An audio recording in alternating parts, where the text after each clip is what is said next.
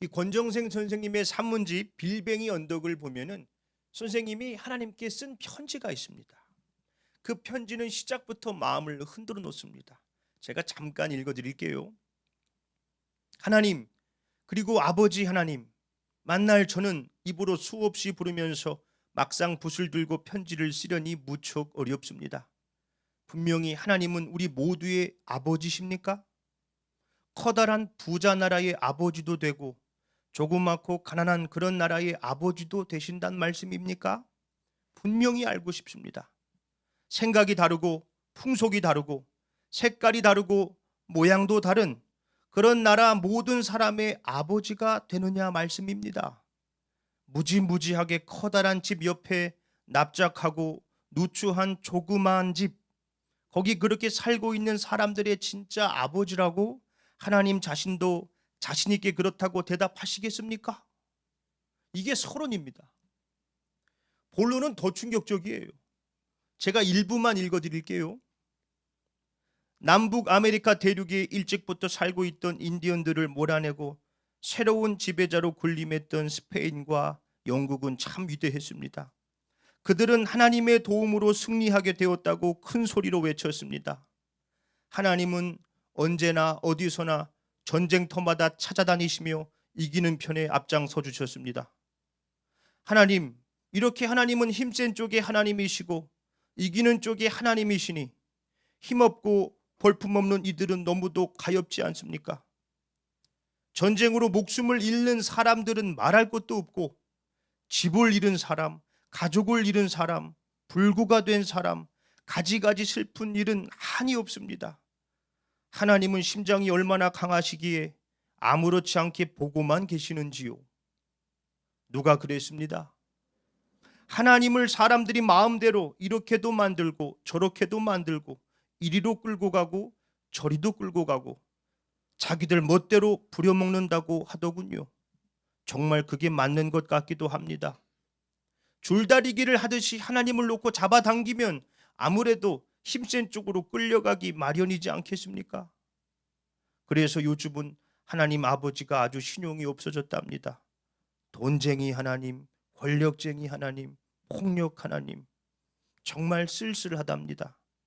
하나님마저 이 세상에 힘센 사람들에게 빼앗긴 가난한 사람들이 정처 없이 방황하고 있으니까요.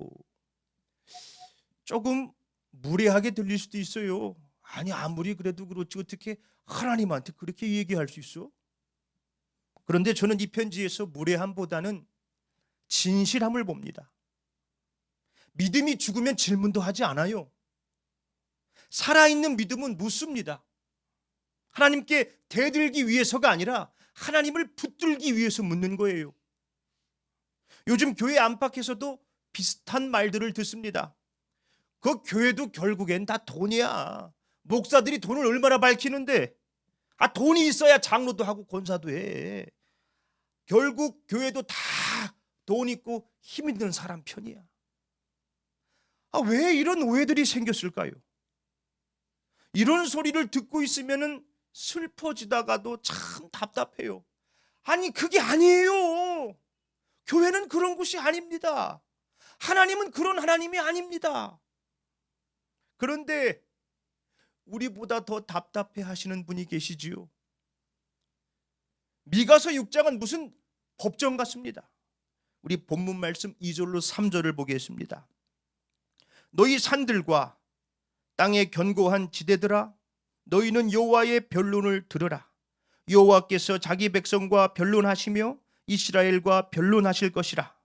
이르시기를 내 백성아, 내가 무엇을 내게 행하였으며 무슨 일로 너를 괴롭게 하였느냐? 너는 내게 증언하라.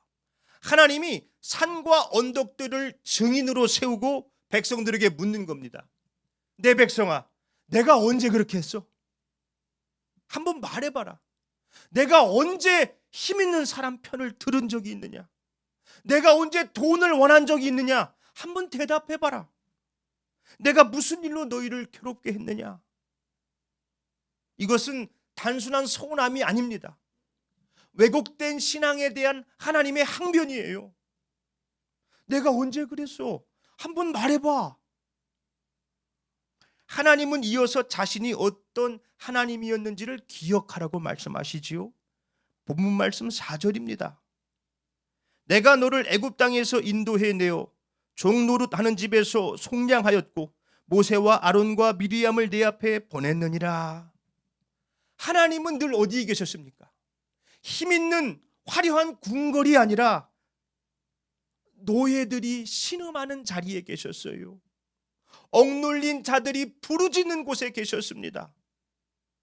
그런데 당시 남유다는 어땠을까요? 경제적으로는 참 안정적이었습니다. 예배도 화려했죠. 제사가 끊이지 않았습니다. 그런데 동시에 가진 사람이 없는 사람들의 집과 땅을 빼앗았어요. 재판은 뇌물로 좌지우지됐습니다. 유전무죄, 무전유죄. 종교 지도자들도 다 돈으로 움직였어요. 하나님의 이름이 정의가 아니라 자기들의 범죄를 덮는 도구로 쓰인 거예요. 이 땅은 절대 안 됩니다. 이거 없으면 우리 다 굶어 죽어요. 벼룩의 간을 빼먹지. 무슨 소리야?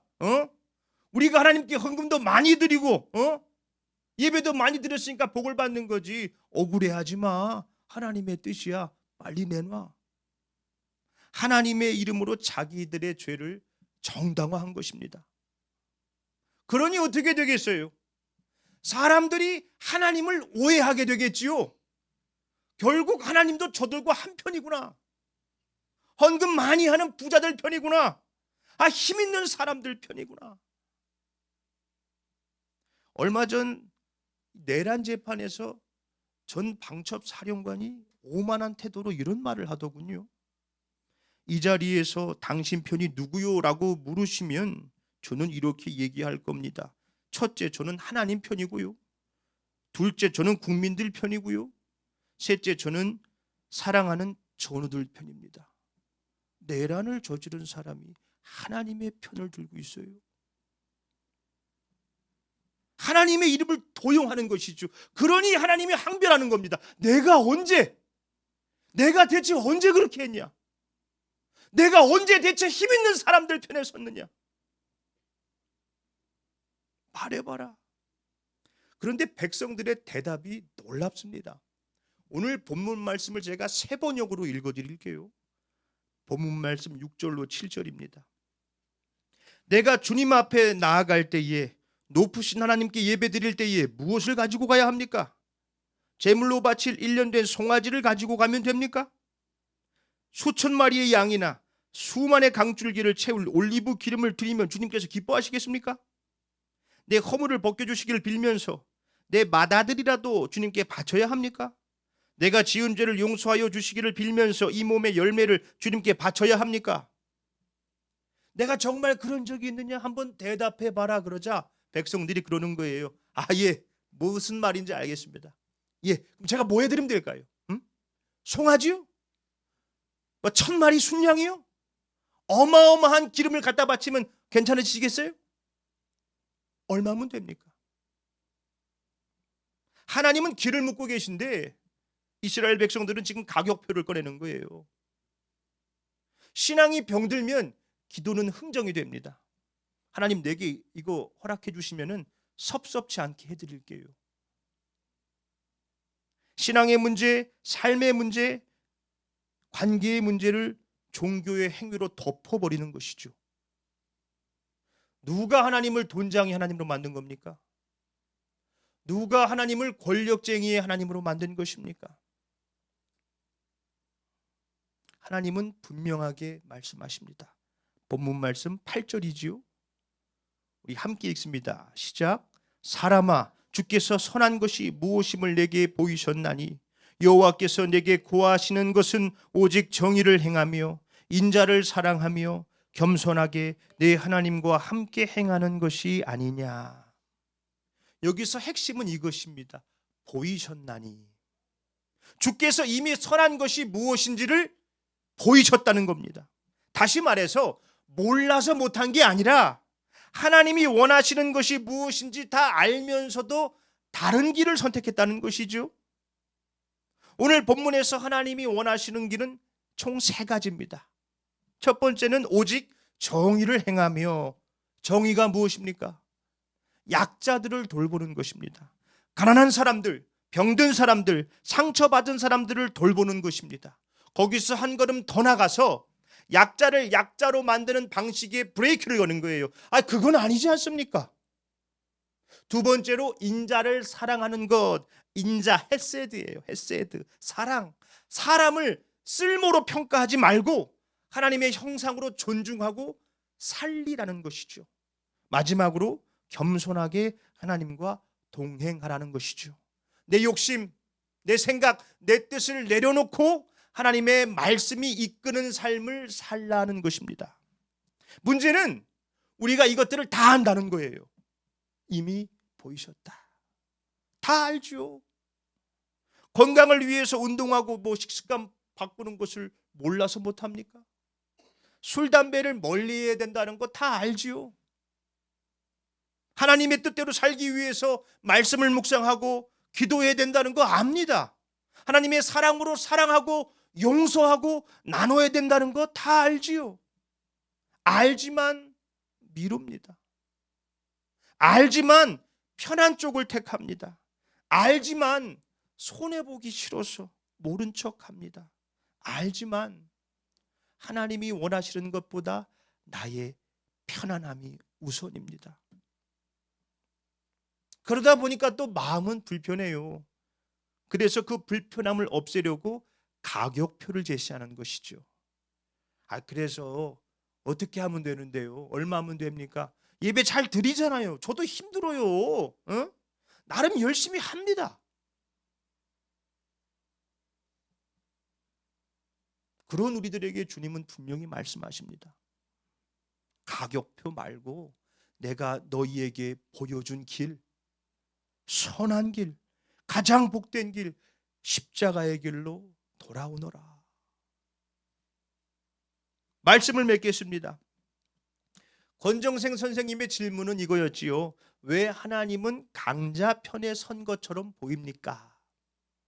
그 질문에 하나님의 대답은 설명이나 변명이 아닌 한 분이었죠. 예수 그리스도. 하늘 영광 다 버리시고 인간의 몸을 입고 가장 낮은 곳으로 오신 예수 그리스도. 병든 자들을 고치시고 가난한 자들 편에 서셨고 죄인이라고 손가락질 받는 자들을 품으신 예수 그리스도. 마지막에는 그 십자가 위에서 자신의 모든 것을 내어주시며 우리를 구원해 주신 예수 그리스도. 그러니 우리는 이렇게 말할 수 있어요. 하나님은 돈의 하나님이 아닙니다. 권력의 하나님이 아닙니다. 우리를 위해서 십자가를 참으신 하나님이십니다. 우리를 선한 길로, 복된 길로 인도하시는 하나님이십니다. 그리고 우리도 주님이 이미 보여주신 그 길로 돌아갈 수 있어야 합니다. 오늘은 2025년 마지막 주일입니다. 주님께서 원하시는 것이 무엇인지 알면서도 나의 편안함만 쫓으며 주의 길을 멀리했던 것을 회개해야 합니다. 주님이 이미 보여주신 정의를 행하며 인자를 사랑하며 겸손하게 주님과 동행하는 자들이 되겠다고 결단할 수 있어야 합니다. 우리가 그 길을 걸을 때 세상은 더 이상 교회와 하나님을 오해하지 않을 것입니다. 우리가 행복, 이 복음을 행할 때 하나님이 결코 돈과 권력의 하나님이 아니라 가난하고 소외된 자들의 하나님이시며 인류를 구원하기 위해 당신의 하나밖에 없는 아들까지 내어주신 참 구원자가 되신다는 것을 알게 될 것입니다. 우리 행복한 교회가 복음을 행하며 하나님의 하나님 되심을 나타내는 교회가 되기를 예수님의 이름으로 축원합니다. 아멘.